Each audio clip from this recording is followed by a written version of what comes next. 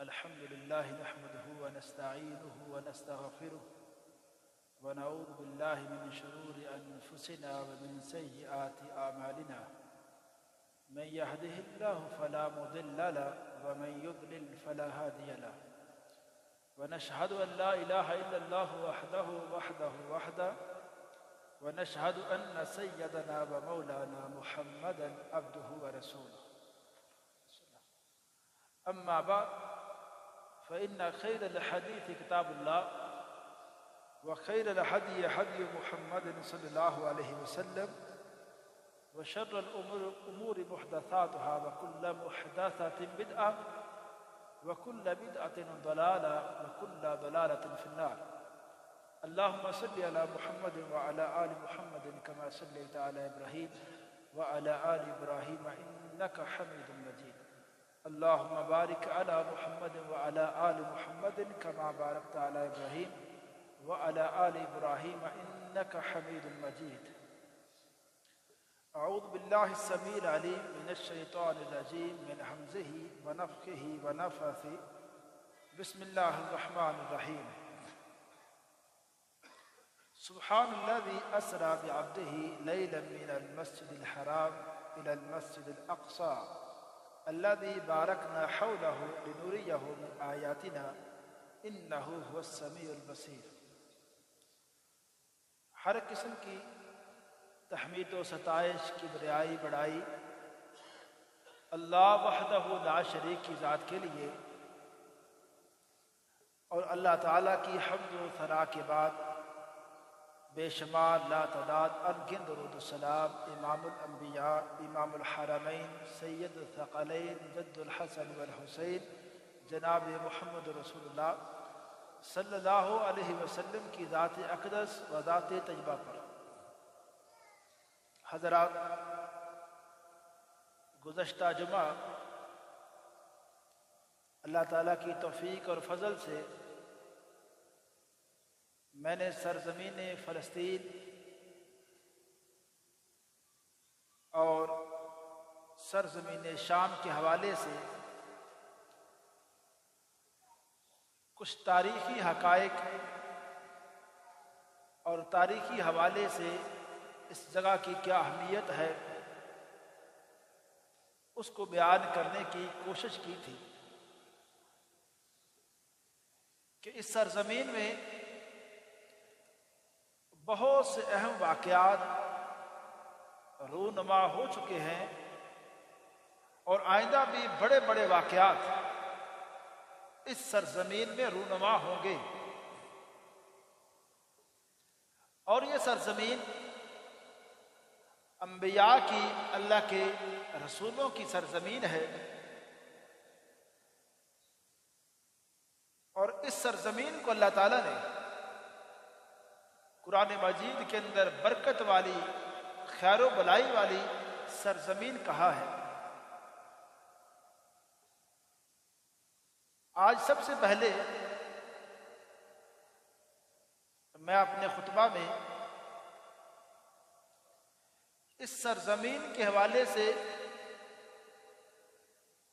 جو علامات قیامت کی باتیں ہیں،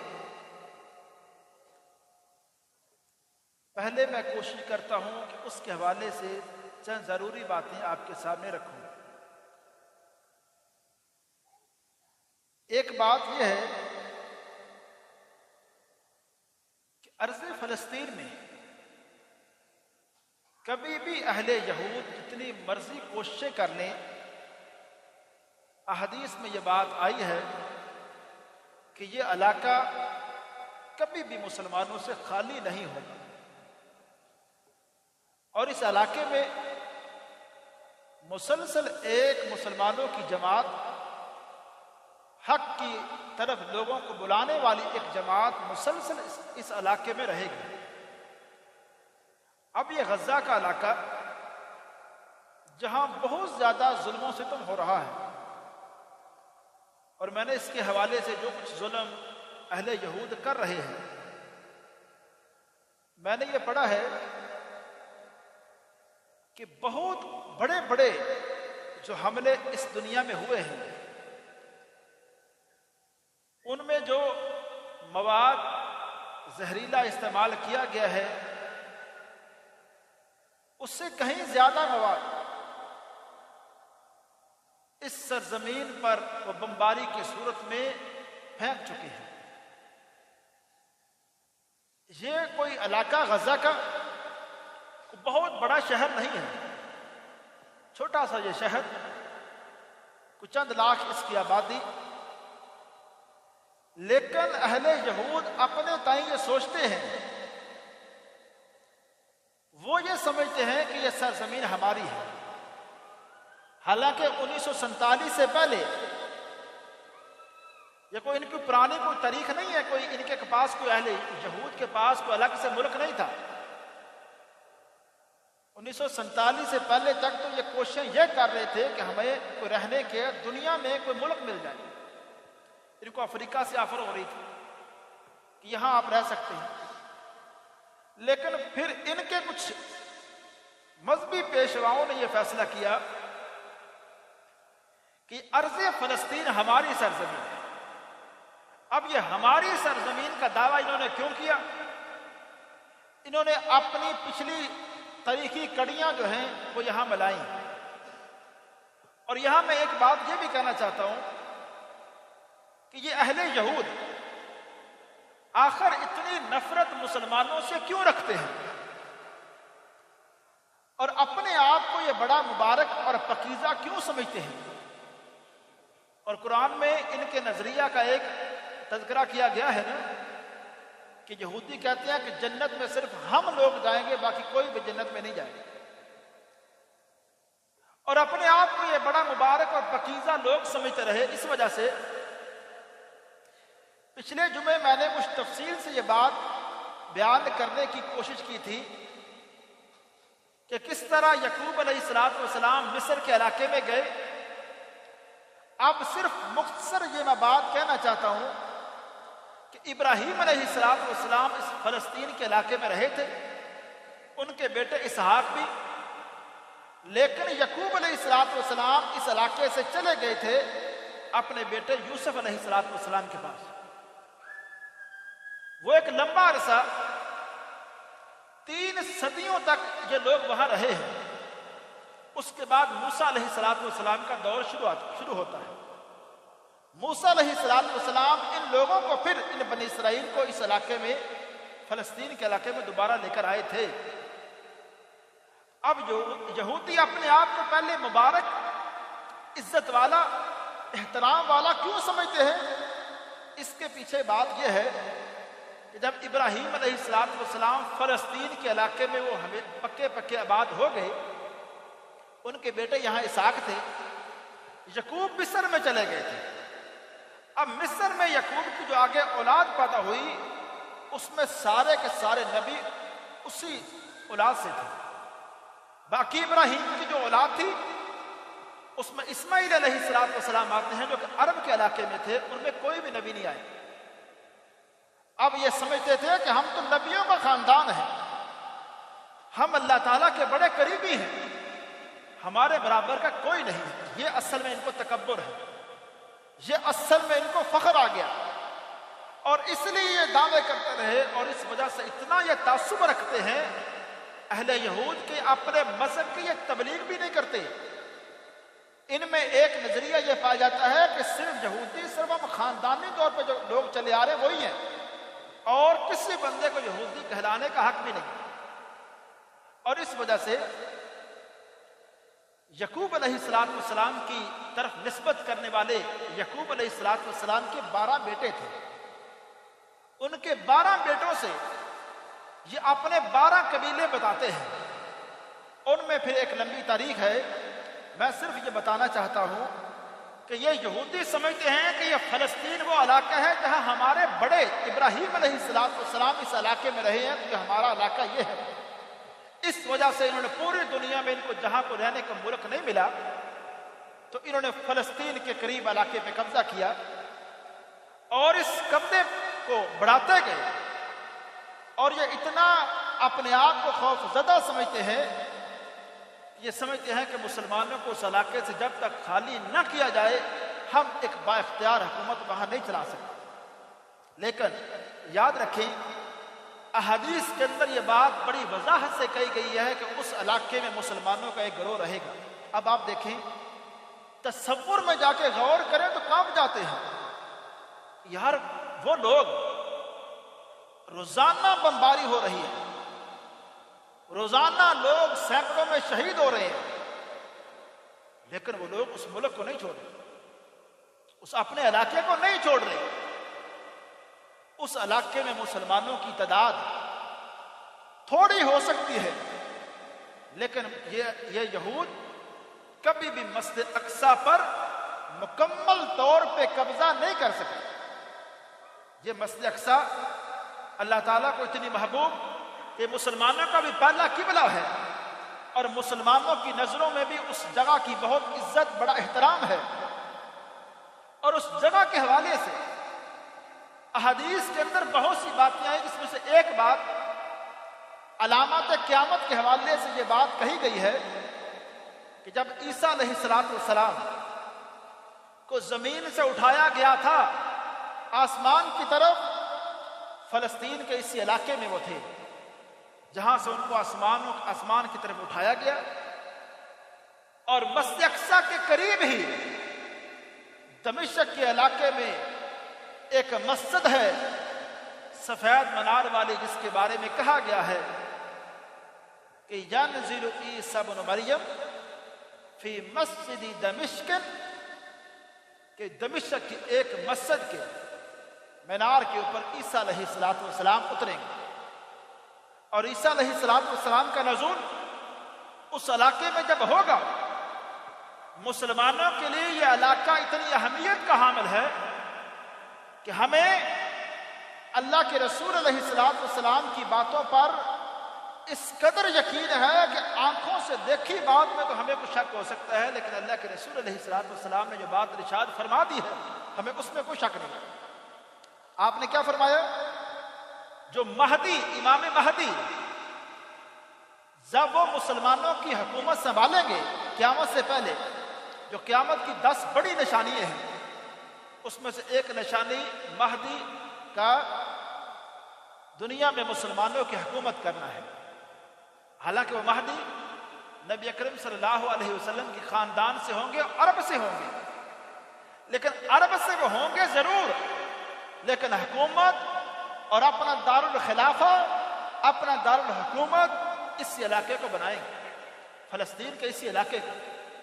یعنی یہ کہنا یہ چاہتا ہوں، جیسے جیسے یہ قیامت،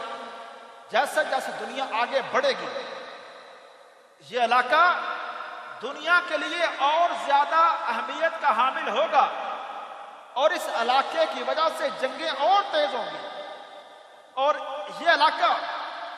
ایک اس بات پہ بہت بڑی نشانی اور علامت ہے کہ جون سے بھی لوگوں کا اس علاقے کے اوپر کنٹرول ہوگا، تو یہ ایک علامت ہے کہ وہی لوگ اس وقت دنیا میں پاور میں ہوں گے۔ اور اب اگر ظاہری طور پہ کچھ وقت کے لیے ان کی وہاں پاور ہے، تو ہمیں نظر بھی آ رہا ہے کہ آج مسلمان کمزور ہیں۔ مسلمان مجموعی حوالے سے پوری دنیا میں اپنا مقام، وہ والا مقام ان کے پاس نہیں جو کسی وقت ان کے پاس ہوا کرتا تھا۔ مسلمان جب اپنے وہ مقام، اپنا ایمان، اپنی وہ اس طرح کی کیفیت، عزت و احترام انہوں نے دنیا میں کمایا ہے، اس وقت یہ مسجد اقصی، یہ علاقہ مسلمانوں کے مکمل کنٹرول میں رہا ہے۔ عرض کرنے کا یہ بھی مقصد ہے کہ اس علاقے میں نبی علیہ السلام نے فرمایا کہ مہدی کی جب حکومت ہوگی، عیسیٰ علیہ السلام کا نزول بھی اسی علاقے میں ہوگا، اور عیسیٰ علیہ السلام کے علاقے، ان کے نزول سے پہلے اسی شام کے علاقے سے دجال بھی نکلے گا۔ یہ بڑی بڑی نشانیاں، صرف یہ بات عرض کرنا چاہتا ہوں کہ یہ سرزمین ہماری کتابوں کے مطابق، احادیث اور قرآن کے مطابق اس سرزمین کا بہت زیادہ تذکرہ ہے، اور بہت سی باتوں کا اس سرزمین کے ساتھ تعلق ہے۔ دجال اس علاقے سے نکلے گا، اور یہ بات میں کہنا چاہتا ہوں صرف ایک تاریخی حوالے سے اور احادیث کے حوالے سے، یہ جو ترکی کا بڑا ملک ہے، ہماری روایات احادیث یہ بات کہتی ہے، یہ ترکی ابھی تو مسلمانوں کے پاس ہے، لیکن ایک وقت قیامت سے پہلے اس علاقے میں بھی مسلمانوں کا قبضہ کنٹرول کم ہوگا،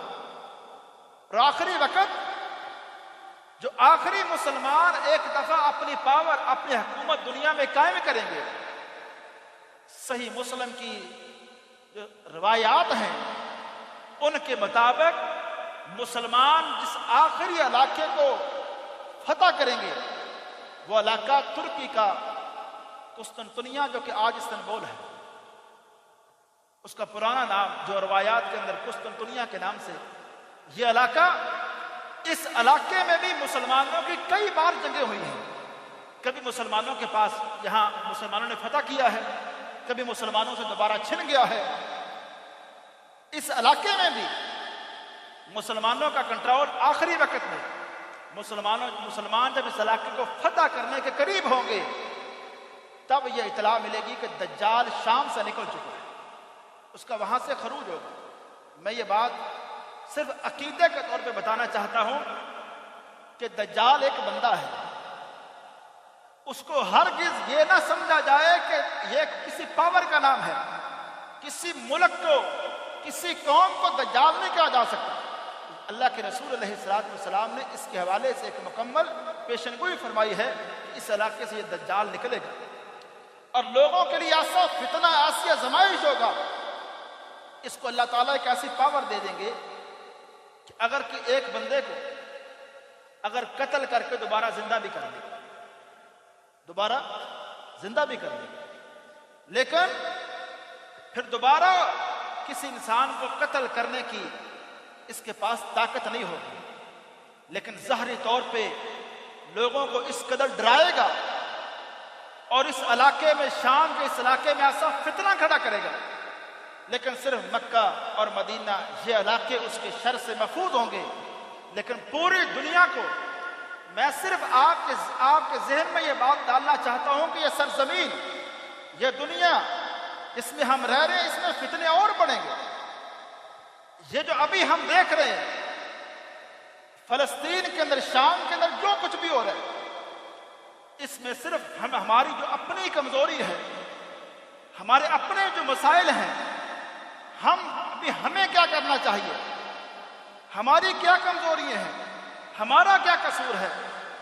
تو اس میں میرے بھائی عرض کرنے کا مقصد یہ ہے کہ ہم مسلمانوں نے بھی اپنے اس ایمان کو کم کیا ہے نا، اپنے اس کردار کو کم کیا ہے نا، ہم اللہ کے قریب اس قدر نہیں رہے، ہم اللہ کے محبوب بندے تھے، ہم اللہ کے مقرب تھے، جب اللہ تعالیٰ کہ ہم مقرب تھے، جب ہم نے اس دنیا کے اندر جس طرح رب کا قانون تھا اس طرح اس قانون کو اس دنیا کے اندر ہم نے نافذ کیا ہے اور صحیح طرح سے ہم نے اس دنیا میں اللہ کے نظام کو چلایا ہے، تو میرے بھائی پھر صرف ایک علاقہ نہیں، صرف شام کا، عراق کا، کوئی ایران کا کوئی ایک علاقہ نہیں، پھر سارے علاقوں میں امن تھا۔ میں نے پچھلے خطبے میں ایک حدیث سنائی تھی، اس پہ اگر ہم سارے غور کریں تو اس سارے معاملے میں ہم سارے قصوروار ہیں کہ جب اللہ کے رسول علیہ السلام نے یہ بات ارشاد فرمائی کہ جب جب شام کے علاقے میں فساد ہوگا، جب جب شام کے علاقے میں فساد برپا ہوگا، فلا خیر لکم،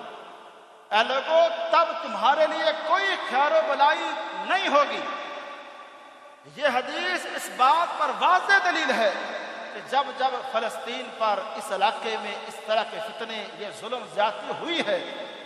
اس وقت لازمی طور پہ مسلمانوں نے اپنی خیر و بلائی، مسلمان اس سے محروم ہوئے ہیں۔ اور آج ہم سارے اس حوالے سے کوئی ایک ملک، کوئی ایک سرزمین اپنے آپ کو یہ نہیں کہہ سکتی، نہیں دعویٰ کر سکتی کہ مسلمانوں کا فلاں علاقہ ایسا ہے جہاں صحیح سے اسلام نافذ ہے، یا صحیح سے اللہ کے قوانین کی پاسداری ہے، یا کوئی ایک علاقہ بھی تو نہیں اللہ کے سامنے آج میں نہیں کہہ سکتا، آپ نہیں کہہ سکتے، ہمارا یہ شہر نہیں کہہ سکتا، ہمارا یہ ملک نہیں کہہ سکتا کہ ہم وہ لوگ ہیں، ہم وہ مسلمان ہیں جو اللہ نے جس طرح ہم سے مسلمان بننا، مسلمان ہونے کا تقاضا کیا ہے، ہم اس طرح کے مسلمان ہیں۔ ہمارے حکومتی نظام ہو، ہمارے معاملات کے نظام ہو، ہماری عبادت کا سلسلہ ہو، کسی کام میں بھی تو ہم کامیاب نہیں ہیں۔ ہم جب اللہ تعالیٰ کو ہم نے معاملات کے حوالے سے ہم نے ناراض کیا، عبادات سے ہم دور ہٹ گئے، ہم حکومت اللہ کا نظام چلانے کے حوالے سے ہم نے اپنی اپنی سوچیں، اپنے ہمارے مفاد، ہماری سوچ اس قدر چھوٹی سوچ ہو گئی کہ ہم نے کہا بس ہماری اس ملک کے اندر بس نظام کی تبدیلی یہی ہے کہ فلاں بندہ میری کورٹ کچہری کے کام ٹھیک کرتا ہے، فلاں بندے نے میرے نام زمین لگوائی ہے، فلاں بندے نے میرے مسائل کو اس طرح سے حل کیا تھا۔ میرے بھائی، جب ہم یہ سوال کرتے ہیں نا، اپنے آپ سے پوچھتے ہیں کہ ہمیں کیا کرنا چاہیے کہ فلسطین میں جو کچھ ہو رہا ہے، ہمیں صرف میرے بھائی وہ کام کرنے چاہیے جس کی وجہ سے اللہ کی مدد، اللہ کی نصرت ہمارے اوپر، مسلمانوں کے اوپر آئے۔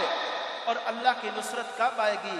میں نے 2-3 خطبات کے اندر اس حوالے سے یہ ساری باتیں کہہ چکا ہوں کہ اللہ کی نصرت کے اسباب کیا ہے۔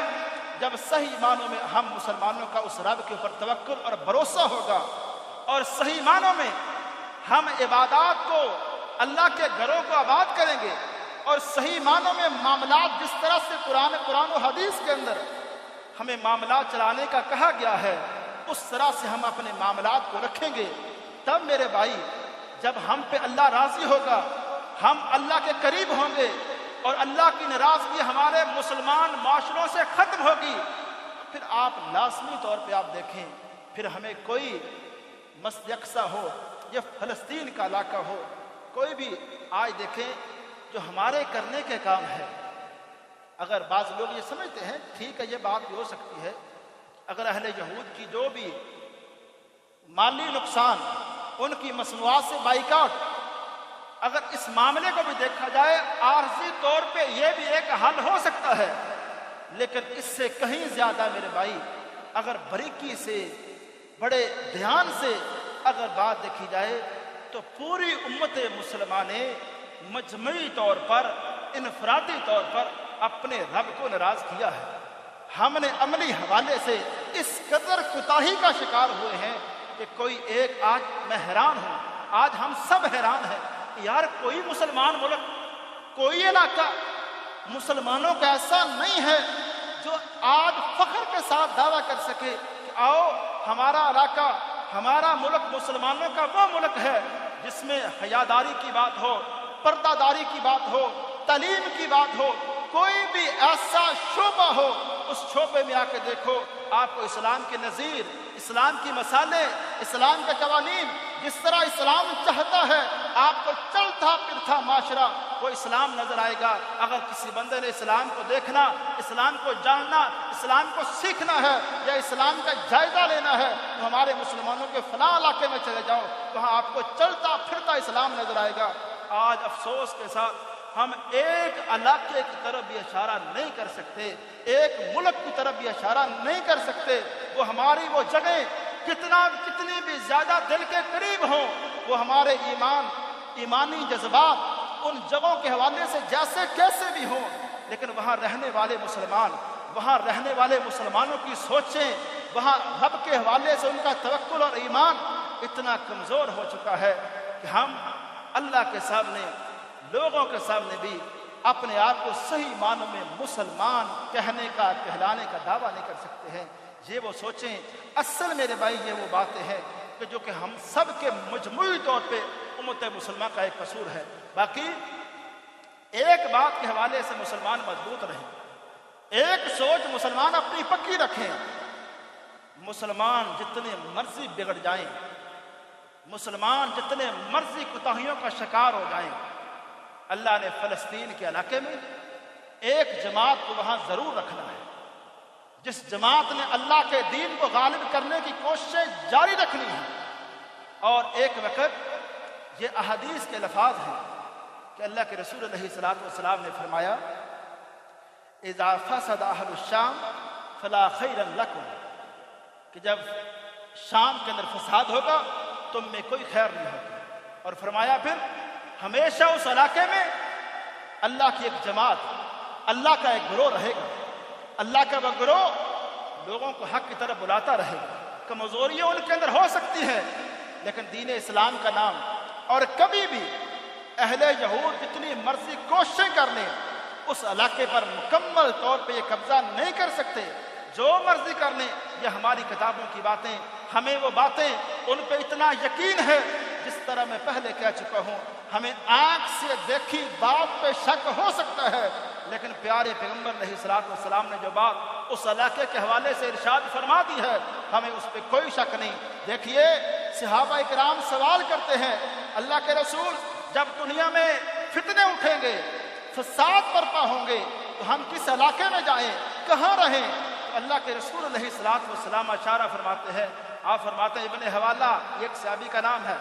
آپ نے فرمایا ابن حوالہ علیکم بالشام، کہ شام کے علاقے کو لازم پکڑنا، اس علاقے میں اللہ نے بڑی خیر رکھی ہے۔ اس علاقے میں رہنے والا مسلمان ہر حوالے سے کبھی بھی خیر سے محروم نہیں ہو سکتا۔ کمزوریاں ہو سکتی ہیں، کوتاہیاں ہو سکتی ہیں، لیکن مسلمان کسی حوالے سے وہ علاقہ خیر سے مکمل طور پہ محروم نہیں ہو سکتا۔ اللہ کی خیر تھوڑے لوگوں پہ، زیادہ لوگوں پہ، کچھ خاص علاقے پہ، اس علاقے میں اللہ کی خیر کسی نہ کسی صورت میں ضرور رہے گی۔ اور عرض یہ بھی کرنا چاہتا ہوں کہ یہی وہ علاقہ ہے کہ اللہ کے رسول علیہ الصلوۃ والسلام نے فرمایا عیسیٰ علیہ الصلوۃ والسلام اس علاقے میں ان کا نزول ہوگا، اور عیسیٰ علیہ الصلوۃ والسلام جب حکومت کریں گے، وہ کہاں حکومت کریں گے؟ وہ اسی علاقے میں حکومت کریں گے، اور 40 سال تک حکومت کریں گے۔ اور آپ نے فرمایا مہدی بھی اس سے پہلے جو حکومت کریں گے، اس کا دارالخلافہ، دارالحکومت یہ شام کا علاقہ ہوگا۔ اور اس علاقے میں جب یہ حکومت مسلمانوں کے پاس آئے گی، تو پھر اس بات کو سمجھیں، مسلمانوں کا اس وقت ایمان ایسا ہوگا، مسلمانوں کا اسلام ایسا ہوگا جو اللہ تعالیٰ کو پسند ہوگا۔ اس وقت پوری دنیا، میں پھر اپنی بات روک کے دوبارہ یہ بات کہتا ہوں، میرے بھائی، یہ جو سوال ہے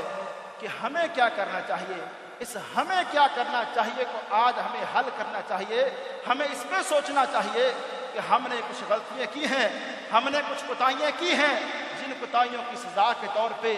اللہ تعالیٰ امت مسلمہ پہ ناراض ہے۔ اور یہ بات بھی کہنا چاہتا ہوں، یہی وہ علاقہ ہے جس علاقے میں دجال بھی نکلے گا، اسی علاقے میں اس دجال کے فتنے کا خاتمہ ہوگا، اسی علاقے میں خاتمہ ہوگا۔ اور عیسیٰ علیہ الصلوۃ والسلام ان کا جو نزول ہوگا اور وہ جو حکومت کریں گے، اس حکومت میں بخاری مسلم میں جو الفاظ ہیں وہ سننے والے ہیں۔ آپ نے فرمایا جب وہ حکومت کریں گے، دنیا میں عدل و انصاف ہو، دنیا میں عدل و انصاف ہو۔ اور اس میں ایک لفظ اور بھی ہے، فرمایا اس وقت وہ آ کر سود کا خاتمہ کر دیں گے، دنیا میں مسلمان سود نہیں کھائیں گے جب ان کی حکومت ہو۔ اور تیسری بات کہا، جو خنزیر، جو چیزیں حرام ہیں ان کو مکمل طور پہ وہ حرام کروا دیں گے۔ اور اس طرح سے امن والا، تو اس سے یہ بات پتہ چلتی ہے کہ جب حلال و حرام کے حوالے سے تمیز ہوگی، معاشروں میں عدل و انصاف ہوگا، تب ہی وہ حکومت، تب ہی وہ معاشرہ ایسا معاشرہ ہے جو امن والا معاشرہ بن کے سامنے آئے گا۔ نہیں تو یہی معاشرے، ان میں فساد، یہ پریشانیاں یہ برپا رہے گی۔ ہم سب کو اپنے حوالے سے ضرور جائزہ لینا چاہیے، اور اس علاقے کے حوالے سے لازمی طور پہ ہمیں اپنے ان مسلمان بھائیوں کے حوالے سے جہاں دعائیں کرنی چاہیے، وہاں ہم سب کو اپنا جائزہ بھی لینا چاہیے کہ یا اللہ، کوئی ہماری بدعمالیاں، ہماری کچھ قصور، ہماری کوتاہیاں وہ بھی ہیں کہ اللہ تو پوری امت مسلمان پہ، مسلمانوں پہ اللہ تو ناراض ہو چکا ہے، جس کی وجہ سے آج دیکھیں نا، انسان کا دماغ بند ہو جاتا ہے کہ کیا ہو چکا ہے۔ ایک ملک نہیں، 2 ملک نہیں، 50 سے زائد ملک، اور سارے کے سارے ملک مسلمان خاموش، بالکل جسے کہتے ہیں نا خاموش تماشائی بنے ہوئے ہیں، یہ والی صورتحال۔ لیکن یہ ساری باتیں، یہ بڑی بڑی باتوں سے پہلے ہمیں جو بات اس پہ غور کرنا چاہیے کہ جو کچھ اللہ تعالیٰ کی مدد، اللہ تعالیٰ کی نصرت کے جو اسباب ہیں، پہلے ہمیں اپنے تائیں، اپنے معاشروں تک ان اسباب کو اختیار کرنا چاہیے۔ اللہ تعالیٰ کو جو ہم اپنے بدعمالیوں کے حوالے سے ناراض کر چکے ہیں، ان بدعمالیوں کو چھوڑنا چاہیے۔ ہاں، آج ہم ہمیں مسجد میں بیٹھ کے اللہ سے وعدہ کرنا چاہیے کہ اللہ عبادات میں جو کمی ہے اس کمی کو ہم پورا کریں گے۔ اللہ سود کے حوالے سے، اور کیونکہ یہ ایسا گناہ ہے جس نے معاشروں کو برباد کر کے رکھ دیا ہے، اللہ اس گناہ سے ہم بچیں گے۔ اللہ لوگوں پہ ظلم نہیں کریں گے، کسی کا حق نہیں ماریں گے، اور اللہ اس معاشرے میں ہم سچ کو عام کریں گے، جھوٹ کو اس معاشرے سے ختم کریں گے۔ اور یا اللہ سے ہم وعدہ کریں گے کہ جب یہ کام بیٹیوں کو ان کا حق دیں گے، اور اگر ہم بہنوں کا حق نہیں کھائیں گے، اور اس معاشرے میں ہم کسی پر زیادتی نہیں کریں گے، تو میرے بھائی آپ دیکھیں، ایک گھر سے جب یہ معاملہ شروع ہوگا، ایک گھر سے، ایک محلے سے جب یہ کوشش ہوگی، یہ کوشش بڑھتی بڑھتی مسلمانوں میں اسی طرح امن آئے گا، مسلمانوں کی عزت، مسلمانوں کا وقار اسی طرح بحال ہوگا جب مسلمان ہر بندہ اپنے تائیں جو کوشش ہے وہ کوشش لازمی کرے گا، اپنا جو اس کا محنت کا حصہ ہے وہ اپنی محنت لازمی کرے گا۔ اللہ تعالیٰ سے دعا ہے اللہ تعالیٰ ہم سب کو اپنی اصلاح کرنے کے اللہ توفیق عطا فرمائے۔ وما علیہ الا البلاغ۔ نحمده ونصلي على رسوله الكريم، أما بعد، فإن خير الحديث كتاب الله، وخير الهدي هدي محمد صلى الله عليه وسلم، وشر الأمور محدثاتها، وكل محدثة بدعة، وكل بدعة ضلالة، وكل ضلالة في النار۔ اللهم صل على محمد وعلى آل محمد كما صليت على إبراهيم وعلى آل إبراهيم إنك حميد مجيد۔ اللهم بارك على محمد وعلى آل محمد كما باركت على إبراهيم وعلى آل إبراهيم إنك حميد مجيد۔ ربنا آتنا في الدنيا حسنة وفي الآخرة حسنة وقنا عذاب النار۔ ربنا آتنا في الدنيا حسنة وفي الآخرة حسنة وقنا عذاب النار۔ ربنا ظلمنا أنفسنا وإن لم تغفر لنا وترحمنا لنكونن من الخاسرين۔ ربنا ظلمنا أنفسنا وإن لم تغفر لنا وترحمنا لنكونن من الخاسرين۔ اللهم اشف مرضانا ومرضى المسلمين، اللهم اشف مرضانا ومرضى المسلمين۔ سبحان ربك رب العزة عما يصفون، وسلام على المرسلين، والحمد لله رب العالمين۔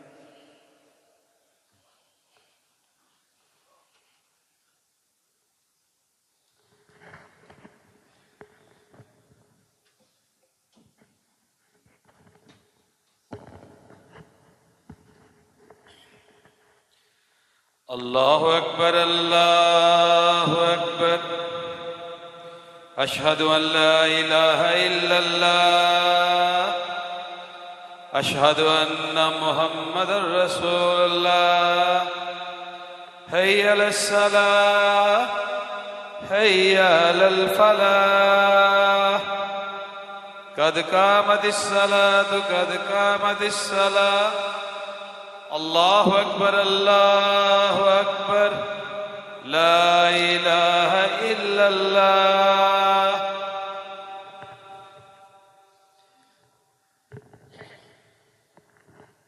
استووا واعتدلوا اقیموا صفوفکم فإن تسویۃ الصفوف من تمام الصلاۃ۔ مل جائیں، برابر ہو جائیں، پاؤں سے پاؤں کندھے سے کندھا اچھی طرح ملا لیں، موبائل فون بند کر لیں۔ اللہ اکبر۔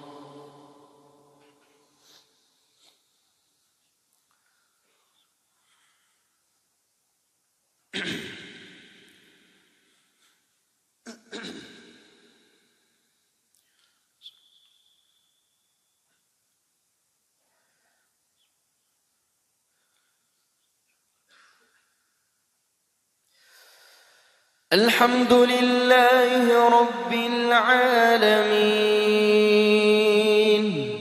الرحمن الرحيم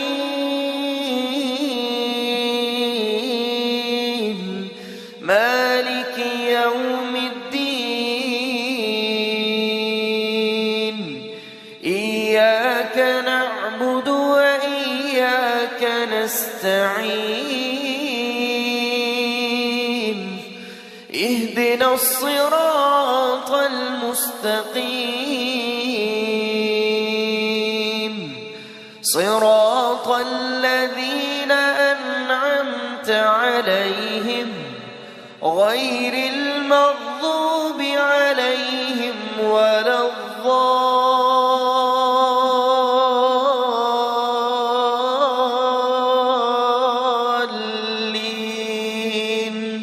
آمين.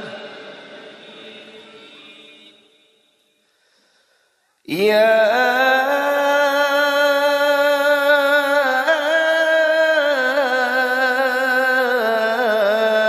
أيها الذين آمنوا إذا نودي للصلاة من يوم الجمعة فاسعوا إلى ذكر الله وذروا البيع ذلكم خير لكم إن كنتم تعلمون. فإذا قضيت الصلاة فانتشروا في الأرض وابتغوا من فضل الله واذكروا الله كثيرا لعلكم تفلحون. وإذا رأوا تجارة أو لهوا انفضوا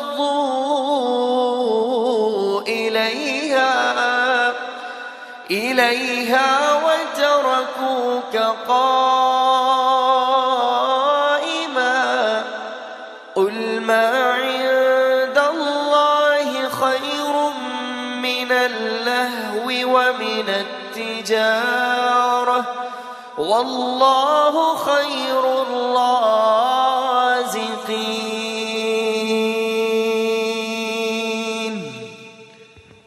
الله أكبر.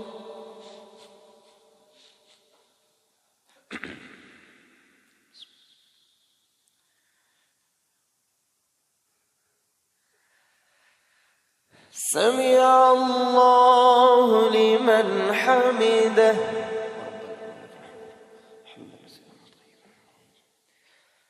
الله أكبر.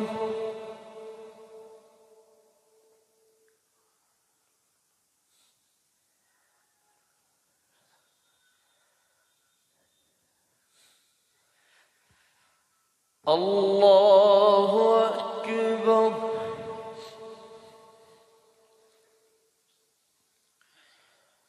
الله أكبر.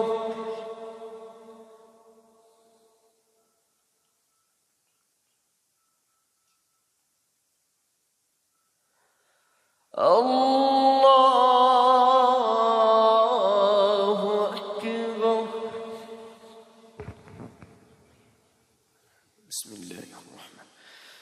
الحمد لله رب العالمين الرحمن الرحيم مالك يوم الدين إياك نعبد وإياك نستعين اهدنا الصراط المستقيم صراط الذين أنعمت عليهم غير المغضوب عليهم ولا الضالين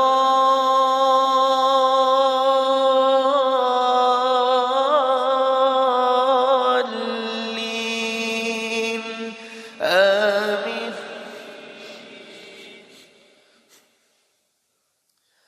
أفلا ينظرون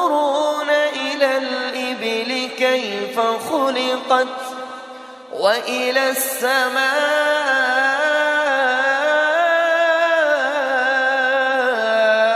كيف رفعت وإلى الجبال كيف نصبت وإلى الأرض كيف سطحت فذكر إنما فذكر لست عليهم بمسيطر إلا من تولى وكفر فيعذبه الله العذاب الأكبر إن إلينا إيابهم ثم إن علينا حسابهم. الله أكبر.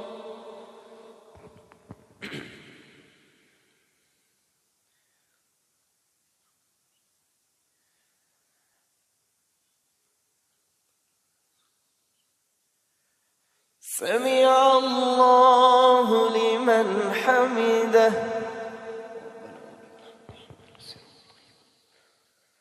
الله أكبر.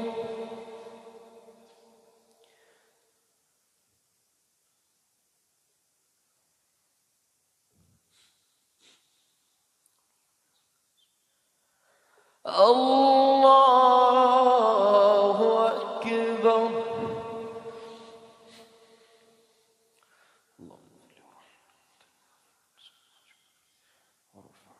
الله أكبر.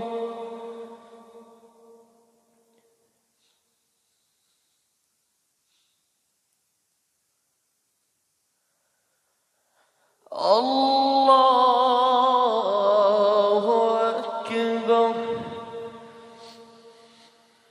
تحية لله الصلاة.